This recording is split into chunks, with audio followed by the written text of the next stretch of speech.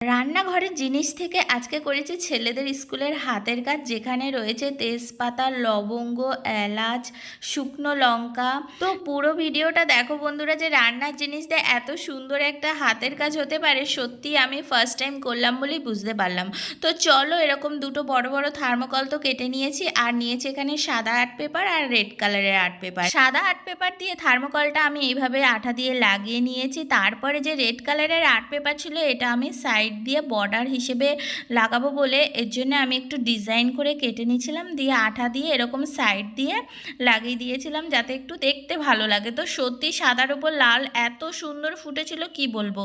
তো আমার যেহেতু এখানে দুই ছেলের জন্য এরকম দুটো বানাতে হবে, সেই জন্যেই সেম টু সেম করেছিলাম। এরপরে আমার বড় বাবা দেখো গাছের ডালটা এঁকে দিচ্ছিল, কারণ ও আমার থেকে ভালো বেশি আঁকতে পারে ভালো। এরপরে লাগবে আমার 3টে তেজপাতা, যেটা আমি টিয়া পাখির বডি, লেজ এবং ডানা এগুলো শেপ করে করে কেটে নিয়েছিলাম।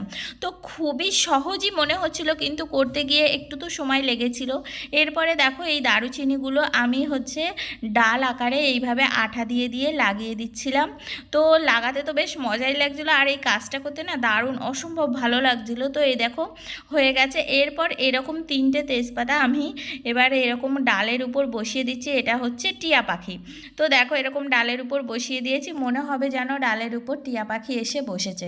আর শুকনো লঙ্কাটা এরকম ঠোঁট আকারে আমি লাগিয়ে দিয়েছি। আর এই দুটো লবঙ্গ পা।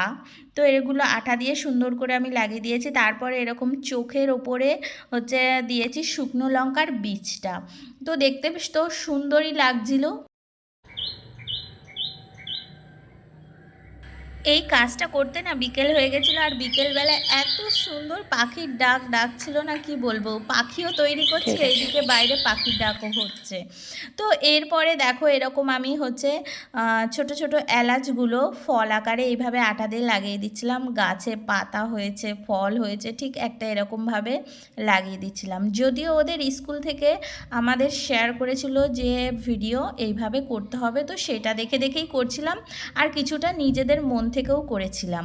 তো দেখো এইভাবে করার পর এবার সম্পূর্ণটাই যেগুলো একটু একটু হালকা হালকা ফাঁকা আছে, তো পাতা আর ডাল দিয়ে এইভাবে সাজিয়ে নিয়েছি। তো দেখো পুরোই কমপ্লিট হয়ে গেছে। তো এ দুটোই সেম টু সেম বানিয়েছি আমার দুই বাবার জন্য। তো ওরা যেহেতু দুজনেই 2তে পড়ে, তো কেমন হয়েছে অবশ্যই কমেন্ট করে জানিও।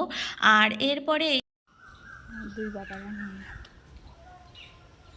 ঠিক আছে না, চল। আমার দুই বাবা স্কুলে যাওয়ার জন্য রেডি হয়ে গেছে। তো এবার হাতের কাজ নিয়ে চললো স্কুলে। আর স্কুলে গিয়ে দেখি সবাই এত সুন্দর সুন্দর হাতের কাজ এনেছে। তো দেখো এই পাখা দুটো, তারপরে একটা ক্লাসে বলেছিল দোলনা বানাতে, সে দোলনা তো বানিয়ে এনেছে, সঙ্গে গোপাল সোনাকেও নিয়ে এসেছে দোলনায় বসিয়ে। এত সুন্দর লাগছিল, মানে কি বলবো, ভিডিও না করে পারলাম। কেমন লাগলো আজকে ভিডিওটা অবশ্যই কমেন্ট করে জানিও বন্ধুরা। টাটা।